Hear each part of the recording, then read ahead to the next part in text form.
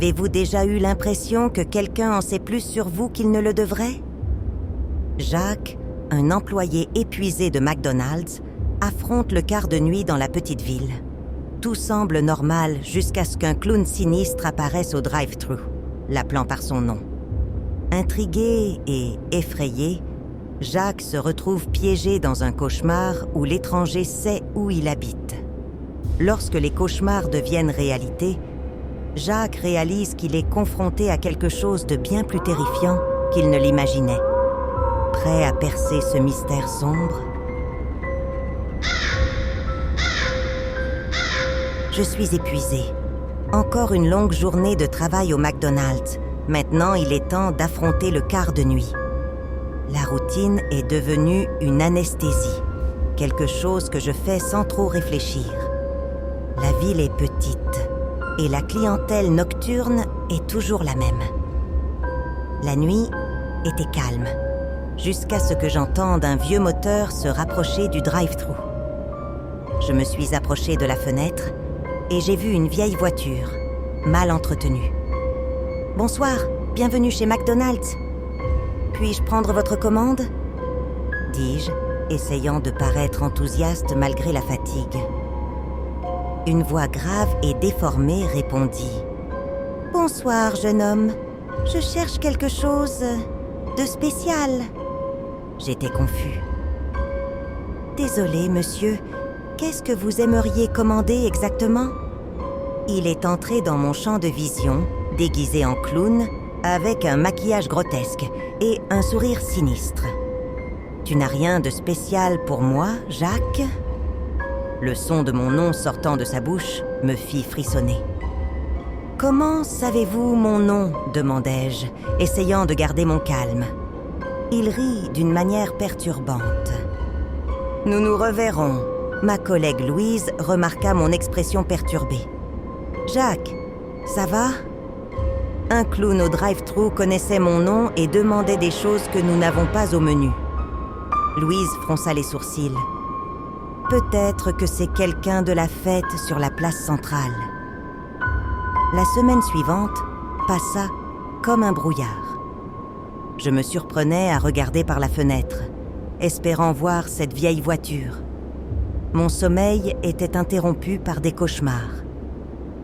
C'était une nuit froide et silencieuse quand mon car commença à nouveau. Je vis les lumières familières de la voiture du clown entrant au drive-thru. « Bonsoir. Que désirez-vous » demandai-je, essayant de garder ma voix ferme. « Jacques, mon ami, quelle coïncidence de te retrouver ici encore une fois !» Il inclina la tête, le visage peint en blanc, avec le sourire rouge s'élargissant. « Je sais où tu habites. » Mon sang se glaça.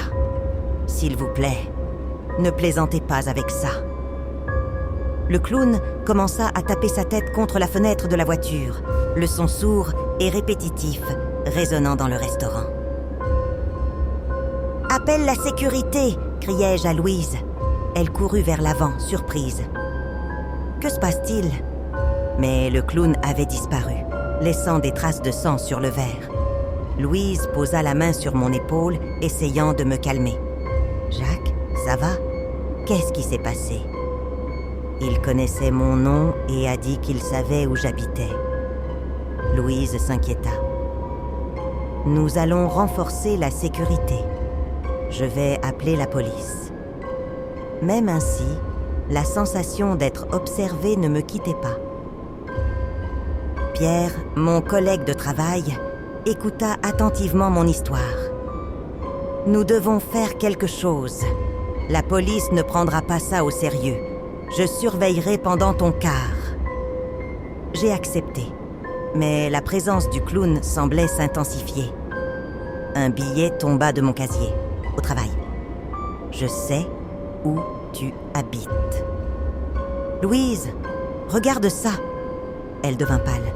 « Je vais appeler la police. » Il ne me prenait pas au sérieux. J'ai acheté des caméras de sécurité, mais elles ne faisaient qu'augmenter ma paranoïa. « Jacques, tu as besoin de te reposer, » dit Pierre. « Ça te consume. Et s'il revient? Pierre soupira. Nous allons trouver une solution. J'étais à bout. Louise décida que je devais prendre un congé du quart de nuit. Tu as besoin de te reposer, dit-elle. Le lendemain matin, Louise m'appela désespérée. Jacques, Marc a disparu. La police enquête. Mon cœur se glaça. J'ai décidé que je ne pouvais plus attendre. Cette nuit pluvieuse, je suis retournée au McDonald's. Je suis entrée par la porte de derrière. Le clown était là, dans la pénombre. « Que voulez-vous de moi ?» criai-je. Il retira la perruque et le masque. C'était Pierre. « Tu as ruiné ma vie, dit-il. La dénonciation anonyme, c'était toi, n'est-ce pas ?» Je voulais juste le quart de nuit, avouai-je. Pierre sortit un couteau. Nous nous sommes pas là battus férocement. Louise entra en courant et fut poignardée. « Non, Louise !» criai-je. Pierre semblait choqué. « Je ne voulais pas... » La police a fait irruption. Je suis restée agenouillée à côté de Louise, les larmes coulant. Ma vie ne serait plus jamais la même. J'espère que vous avez aimé cette histoire effrayante. Si oui, abonnez-vous à la chaîne L'Antre de la Peur pour ne manquer aucun conte d'horreur. Nous avons de nouvelles vidéos tous les jours, alors cliquez sur le bouton d'abonnement et activez les notifications pour être le premier à les regarder.